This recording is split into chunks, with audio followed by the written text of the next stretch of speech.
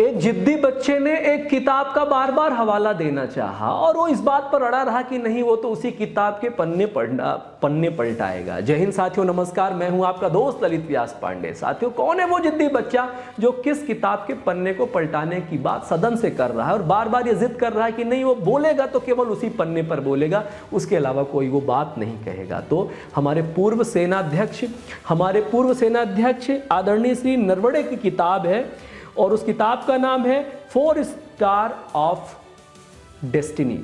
4 star of destiny नाम की एक किताब है जो अनपब्लिश्ड है, जिसको पब्लिश करने की जो परमिशन है वो भारत सरकार द्वारा नहीं दी गई है। वजह सिर्फ इतनी है कि उसमें कुछ ऐसे नाजुक मूवमेंट की बात कही गई है जो प्लानिंग का हिस्सा होता है और इससे सिक्योरिटी कंसर्न है, सिक्योरिटी रिलीज होने का खतरा होता है। तो देश और विदेश में इससे होती है किरकिरी। बात कुछ नहीं है, बहुत सिंपल सी बात है। जो डोकलाम का मामला था, जहां भारत और चाइना की सेनाएं आमने सामने थी, उस वक्त का ये मामला है और उस वक्त जो सेना अध्यक्ष थे हमारे नरवणे जी ने उसी मूवमेंट का जिक्र किया है जो उनके और हमारे रक्षा मंत्रालय के बीच में बातचीत हुई थी। वहाँ पूछा गया था क्या किया जाए, तो रक्षा मंत्रालय ने सिंपल सी बात कही थी कि ये वक्त उस जगह पर आप स्थित हैं, आप अपना बेस्ट जो डिसीजन है वो लीजिए और आपको खुली छूट दी जा रही है। तो इसी को ले जा करके वो नाजुक मोड़ पर ये कहना चाहते हैं कि हमारा जो देश का नेतृत्व है वो ऐसे निर्णय नहीं ले पाता, वो सेनाओं के झोली में ये निर्णय डाल देता है। ऐसा कुछ अपने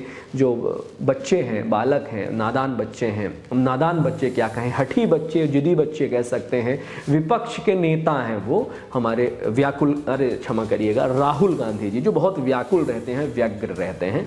तो उन्होंने वो जिद पकड़ रखी। 3 दिन से आज वो राष्ट्रपति के अभिभाषण पर बोलने की बजाय केवल और केवल नरवणे जी की वही किताब लेकर के घूम रहे हैं।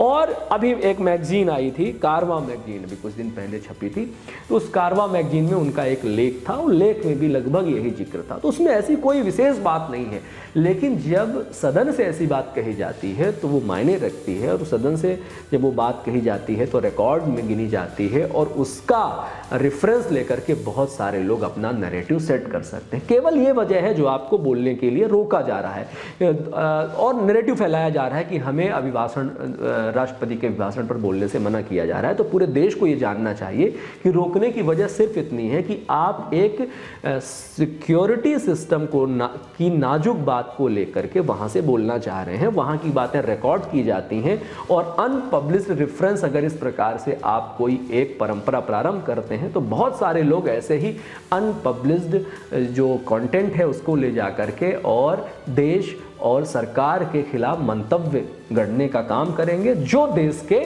मर्यादा के खिलाफ होगा, जो देश के चरित्र के खिलाफ होगा और जो देश का जो इमेज हो बनता है दुनिया में, वो इमेज कमज़ोर कर सकता है। तो कुल मिलाकर के हमारा जो विपक्ष है वो रीढ़ विहीन हो चुका है और बहुत अफसोस के साथ कहना पड़ रहा है कि जिस देश का विपक्ष रीढ़ विहीन होता है उसका लोकतंत्र बहुत कमज़ोर होता है। लोकतंत्र इस वजह से खतरे में नहीं है कि सरकारें कोई ऐसा काम कर रही, लोकतंत्र इस वजह से भी खतरे में है कि हमारा जो विपक्ष है वो अकर्मण्य हो चुका है। हमारा लोकतंत्र इस वजह से भी खतरे में है कि हमारे विपक्ष के पास कोई पॉजिटिव नैरेटिव नहीं है, हमारे विपक्ष के पास कोई मुद्दा नहीं है, हमारे विपक्ष के पास जनता यानी पब्लिक से जुड़ा हुआ कोई सार्थक मुद्दा नहीं है, कोई कल्याणकारी योजना नहीं है, कोई समाधान नहीं है। हमारा विपक्ष पूरी तरह से अकर्मण्य है, नकारा है और नगण्य साबित हो रहा है। इस वजह से भी हमारा लोकतंत्र बहुत खतरे में है। सच में हमारा लोकतंत्र खतरे में है क्योंकि हमारा विपक्ष शून्य है। बहुत बहुत धन्यवाद करते हैं। जय हिंद, जय भारत,